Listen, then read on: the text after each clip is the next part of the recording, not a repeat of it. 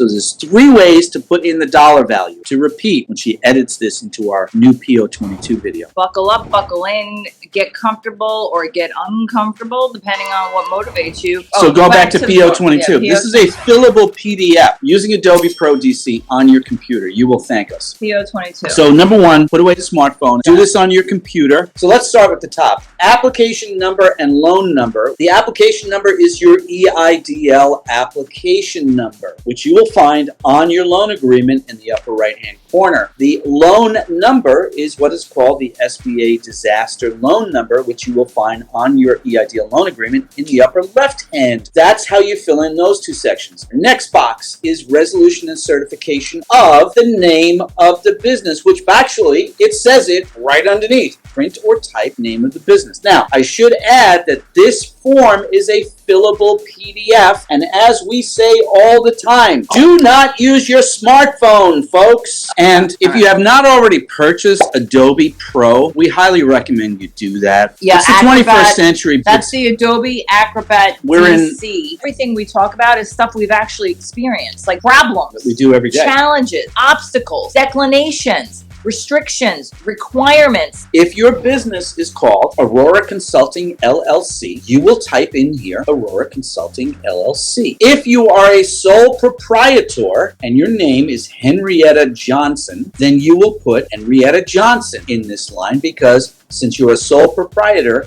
your personal name is the name of the business. If you're a business entity, you put the entity name. Linda's Fancy Rock and Roll Gadgets Incorporated. On the other hand, if you're a sole proprietor, Linda Ray, that's it. Let's go to the next line. Resolved that the officers and owners of, and this is the really cool part, you do the same thing. You type the same information from that top line into this box. So you're going to put the name of the business entity twice. Or if it's your personal name, because you're sole proprietor, you will put the sole proprietor name twice. Okay? Next, this is where it's getting a little complicated. Subsection A, 1A, where it says application for a loan or loans, the total thereof not to exceed the principal amount of. What you will put in there, folks, is either your maximum eligibility if you have gone onto the portal and it says $389,300 is your maximum loan from the SBA, then you will take that number and put it into this box. On the other hand, if you have not received your eligibility yet and you are waiting, then you put in this box $2 million. On the other hand, what if you already closed on your EIDL loan and now it's April of 2022 and you get an email from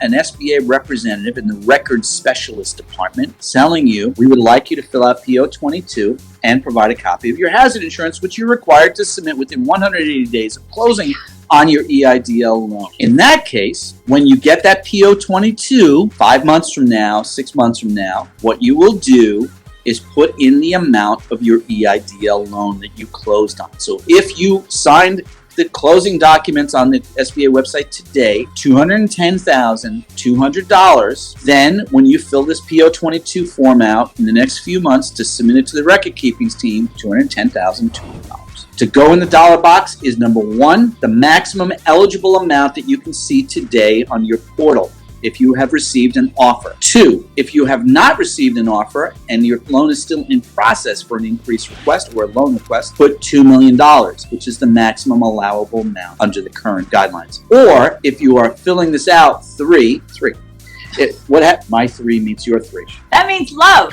For post-closing record keeping, you will put in the actual loan amount on your EIDL loan agreement. Do not put the amount of your deposit, folks. Oh my gosh. You know why? Because loans over $25,000, the SBA will charge you a $100 UCC lien filing fee. Further resolve, Section 4, that the officers/owners referred to in the foregoing resolution are as follows. So Mike Murphy, who's a sole proprietor, in this case, will put Michael Murphy. By the way, it's Michael, not Mike. Right. I know you like to be called Mike, but when I looked at your driver's license the other day, when I ran your credit report, it was Michael. Full legal name, folks, not what people call you out there in the world. So let's go back. So Michael Murphy will put here Michael Murphy, and then title will be sole proprietor. On the other hand, if it is Michael Murphy's Amazing Awesomeness Incorporated, then you will put Michael Murphy, and in the title, you will put Chief Executive Officer, President, or if you're the sole shareholder of the corporation, sole shareholder. These are all acceptable titles. I think it's important to talk about titles by way of formality of said titles, because I know in the 4506T, yes, we're bringing that up again, because 4506T gives you instructions on the line of how your title should be depending on your entity. Because some people are like, all right, well, I'm self-employed. Do I put self-employed? I'm an owner of my own company. Do I put owner?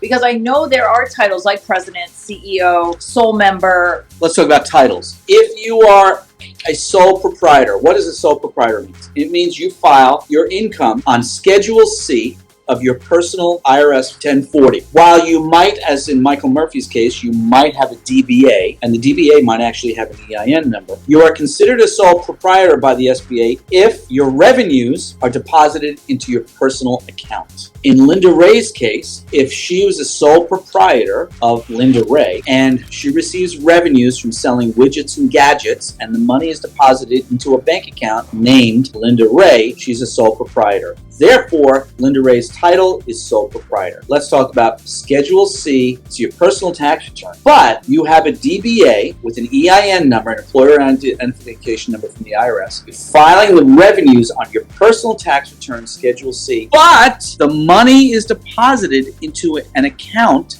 in the name of the business entity. Therefore, your EIDL application and your resolution should be in the name of the business entity, because the revenues generate into a bank account in the name of the entity.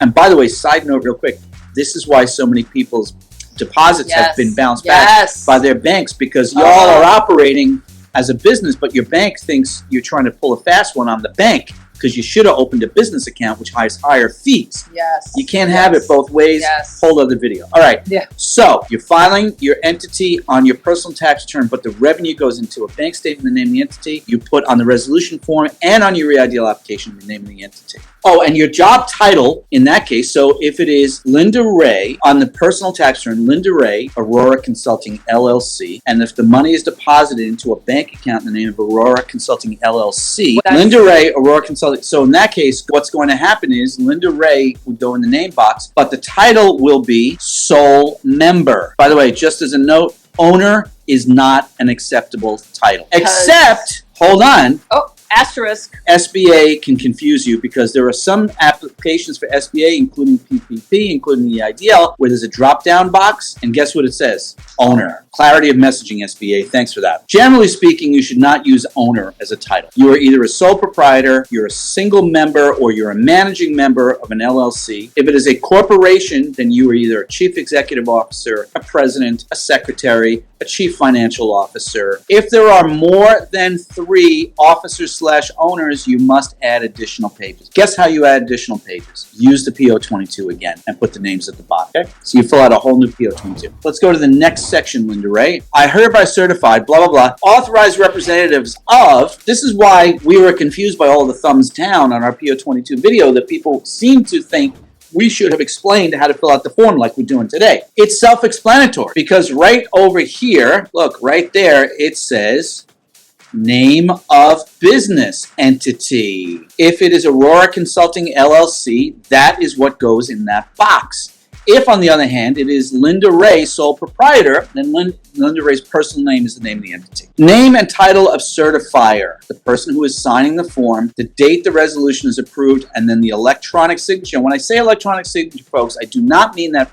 cocked Adobe signature where you type in your name and it puts this beautiful script thing. That is not an acceptable electronic signature. You see my finger wagging at you above the top of the screen? An electronic signature is secured. That means the document locks after you electronically sign it. It means the electronic signature has a time and date stamp. That's what makes it a secure electronic signature. You typing in your name and a beautiful script thing appearing is not an acceptable signature.